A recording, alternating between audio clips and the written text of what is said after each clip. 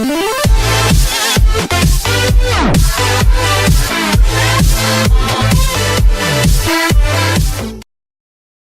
Dame will haunt the first college football playoff rankings, wherever it lands. The questions include some that have addled college football brains for decades upon acrimonious decades. Where's Notre Dame ranked? How much does it matter that somebody, in this case, Oklahoma, won on somebody else's field, in this case, Ohio State, in the nascent part of the season? By the way, who's number one? Analysis: expect Georgia and Alabama to be 1-2 in the first playoff rankings. As the 13-member College Football Playoff Selection Committee unleashes the first of its 6 weekly rankings at 7 p.m. Eastern Time, toward determining the 4-team playoff of late December and early January, there's a batch of fundamental questions. And in an indecipherable national sport that has quibbled about rankings for decades upon acrimonious decades, it makes loony sense that some of this has hinged on a bespectacled place kicker who began the season as a walk-on. Through Monday and Tuesday, the committee of 5 former coaches, 5 athletic directors, 1 university president, 1 former NCAA executive and 1 former reporter has been meeting and entangling near the Dallas-Fort Worth International Airport. Much of the hard entangling of the first 8 main weeks might stem from one game, from September 10th. In the kind of interesting interregional matchup the committee tends to reward, Georgia, then ranked a middling number 15 by the Associated Press panel, won by 2019 at number 24 Notre Dame, which fell to 1-1 coming off a 4-8 season of 2016. The Bulldogs won on a 30-yard field goal by Rodrigo Blankenship with 3:34 remaining, in a game that went overshadowed by its post-game, when Notre Dame coach Brian Kelly proved memorably frail under questioning.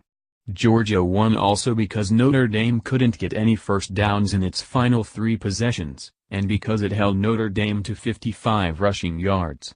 That last feat has amassed steam through the ensuing weeks, as Notre Dame rushed for 515 yards against Boston College in a 49-20 win that also has elevated with Boston College's rise, 182 yards in an impressive 38-18 win at Michigan State, 377 yards in a 49-14 mauling of then number 11 Southern California, and 318 yards in a 35-14 ease through then number 14 North Carolina State.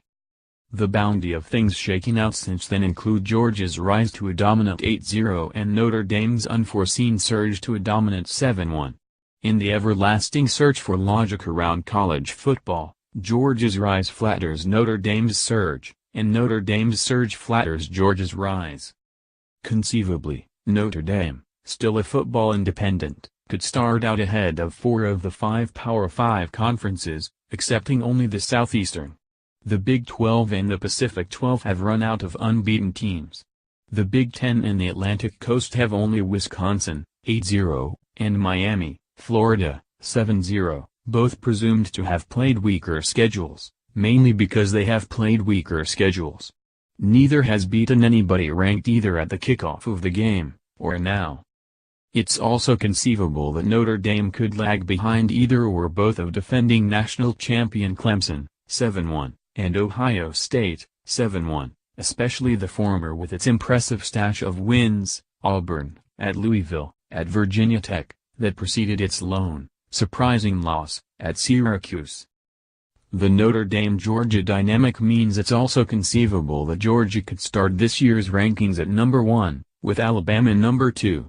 In this Alabama decade, that could violate the widely assumed bylaw that the committee rank Alabama number 1 as a formal kickoff to each meeting, just after pouring the water. In the committee's 19 previous rankings across 3 seasons, only 3 teams, Alabama, Clemson and Mississippi State, have held down number 1, including Alabama 10 times. The committee does not issue a postseason ranking. If Georgia ranks number 1, it could wreak some fine, if meaningless, neighborly quarreling in the SEC. This time, Alabama began with an audacious non-conference game on September 2, the first ever featuring 2 top 3 Associated Press teams. It beat, and beat up, number 3 Florida State, 24-7. Unforeseen that night was that Florida State would careen to a most unfamiliar 2-5, and that the Georgia-Notre Dame game the next week would outstrip, at least for now, the headline game that happened concurrently on Georgia-Notre Dame night. That was Oklahoma's visit to Ohio State, and Oklahoma's impressive 31-16 win wound up throwing another puzzle at the committee. Past committees have shown their affinity for daring non-conference scheduling and good wins, especially good road wins.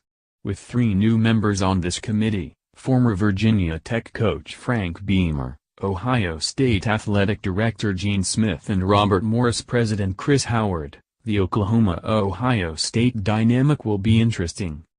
Both are 7-1. Oklahoma's 7-1 should have become more enticing given the sudden prowess of its lone conqueror, Iowa State, 6-2. Into other rankings, which are unrelated and maybe even unnoticed by committee members, Ohio State ranks number 3 after its stirring comeback against then number 2 Penn State. Oklahoma ranks number 8, media, or number 9, coaches. If the committee follows similarly, expect some Oklahoman dissent at least until the weekend, when the Sooners play at number 11, media, Oklahoma State, 7-1. Further, number 13 Virginia Tech, 7-1, visits unbeaten number 9 Miami, number 6 Clemson, 7-1, plays at number 20 North Carolina State, 6-2, and number 19 LSU, 6-2, visits number 1 Alabama, 8-0, a program which, across 3 seasons, has won 29 consecutive regular season games. More college football. Campus cleanup, only the luckiest people get to live in Ames, Iowa. Florida decides to part ways with coach Jim McElwain, Randy Shannon promoted. Week 9 winners and losers, Penn State must hope it's this year's